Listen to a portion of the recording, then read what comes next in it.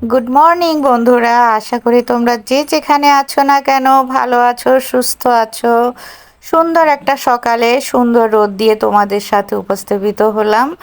আমি সাবিনা। তো আশা করি তোমরা যে যেখানে আছো না কেন ভালো আছো, সুস্থ আছো। আর আমিও ভালো আছি। দেখো, একদম গরমা গরম চা নিয়ে, পাউরুটি নিয়ে ঘরটর গুছুগাছু করে দেন কিন্তু আমি বসে গিয়েছি, মানে বসে যাব সকালের নাস্তার জন্যে। তো আশা করি দিনটি তোমাদের জন্য অনেক শুভ হোক, ভালো হোক বন্ধুরা।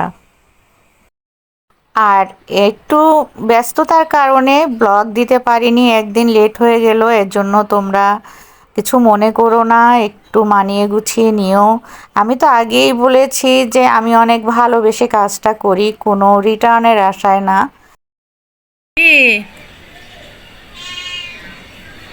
মামুনি, কেমন হয়ে গেছো আমার বাচ্চা তুমি?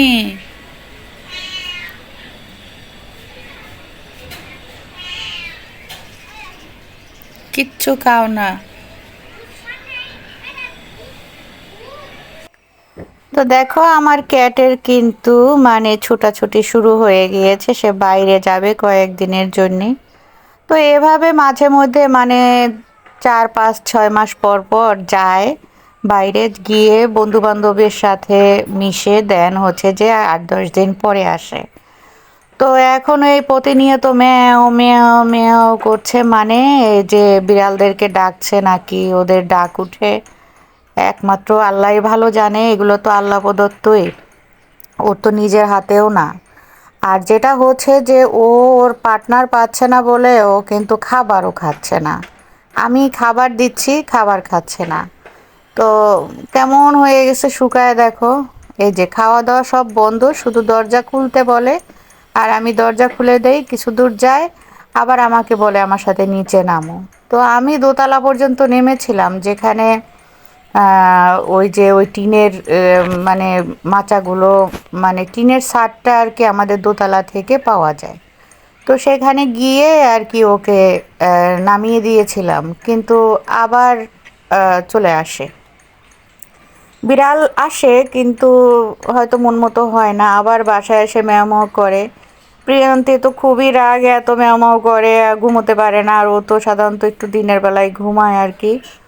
তো যাই হোক, শুভ সকাল। আশা করি তোমরা যে যেখানে আছো না কেন ভালো আছো, সুস্থ আছো।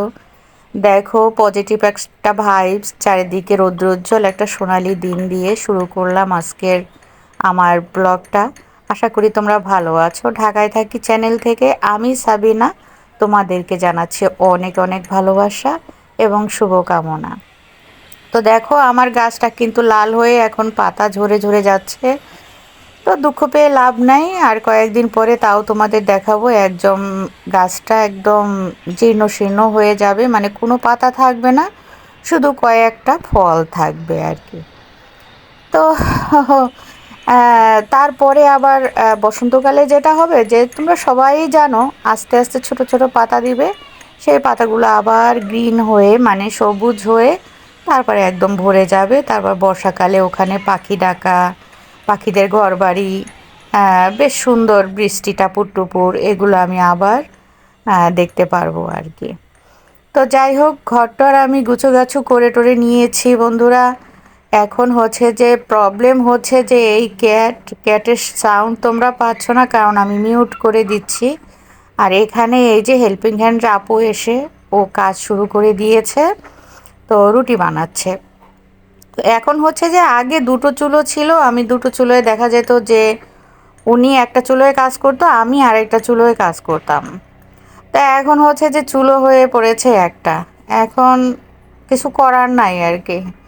ওই উনি গেলে আমি সিরিয়াল লাগিয়ে দেই যে কখন কতক্ষণ লাগবে, আবার আমি যদি চুলার কাছে যাই তাহলে উনি সিরিয়াল লাগায় কতক্ষণ লাগবে, তাহলে আমি এটা করে আসি ওটা করে আসি, এরকম ভাগাভাগি করে মানে কাজ করছি। বলো, কি আর করার, কিছু তো করার নাই। সময় যখন যেরকম আসে ওরকম মেনে নেওয়াটাই তো উচিত, দুঃখ না করে। দুঃখ করলে লাভ কি বলো। আর এই যে দেখো, প্রিয়ন্তী অফিস চলে গিয়েছে। এখন হচ্ছে যে এই রুমটা একদম স্বর্ণের মতো করে গুছিয়ে আমার রাখতে হবে, তকতকে করে। তো যাই হোক, প্রিয়ন্তীর অনেক কিছু দেখাতে ইচ্ছা করে না, কারণ ওর কিছু ফ্যান ফলোয়ার্স আছে যারা মজা করে ওর সাথে ট্রল করে আর কি। তো এটাও আমাকে বলে যে আম্মু তোমার পেজে যায় যায় তারপরে দেখে আমি কি বিস্কিট খাই না খাই এগুলো নিয়ে মানে বা আমার নাম প্রিয়ন্তী রাখো। তো আমি আমার বাচ্চাকে অনেক সময় বিড়ালের বাচ্চাও ডাকি, মানে এটা মায়ের ডাক, মানে আমার ভালো লাগে যখন। এবং আমি অনেক সময় দীপু ডাকি। দীপু হচ্ছে কিন্তু আমার বড় ভাই, আমার অনেক সিনিয়র কিন্তু ভাইটা, আমার ইমিডিয়েট বড় ভাইটা, যে ওর নাম দীপু, কিন্তু আমি ওকে দীপু ডাকি এবং ও এটা জানে এবং ডাক দেয়। তো এখন এগুলো নিয়ে যে তোমরা ট্রল করো, তাহলে তোমরা কেমন ফ্যান আর কি, বা কেমন ভালোবাসার মানুষ, বন্ধু বলো যাই বলো বলো। তো এজন্যই আমি চিন্তা করেছি যে ওকে আর দেখাবো না, তোমরা যদি এরকম করো আর কি। ওকে আর দেখাবো না আর ওর কথাও বলবো না, কিন্তু আমার তো এটা ব্লগ চ্যানেল, আমি তো আমার ছেলে কি খায় না খায় এগুলো তো দেখাতেই পারি।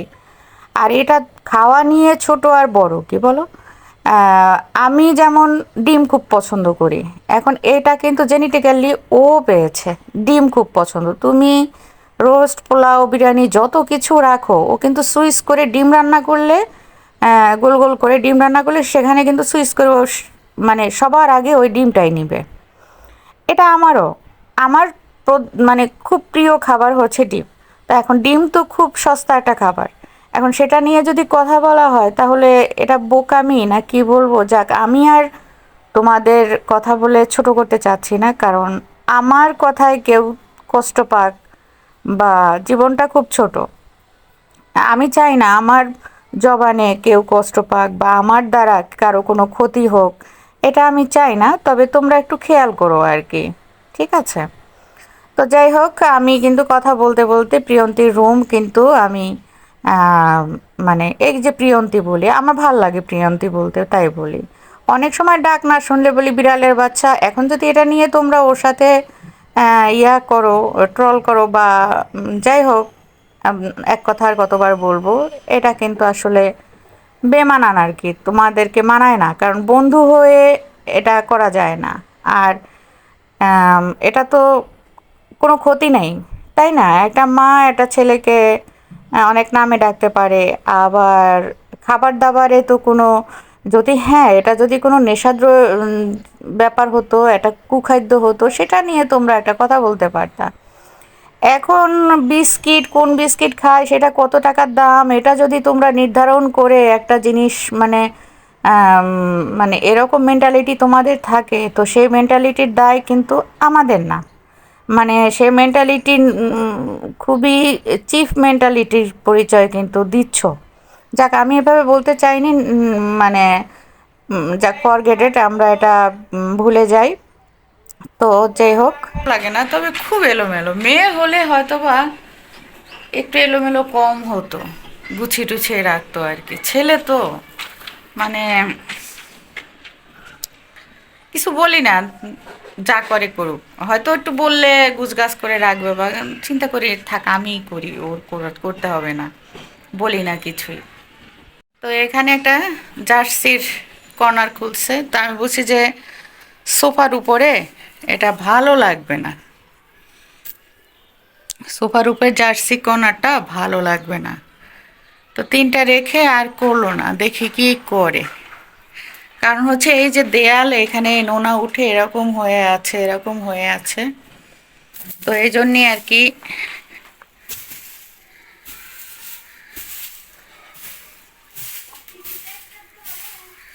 হ্যাঁ আপামনি।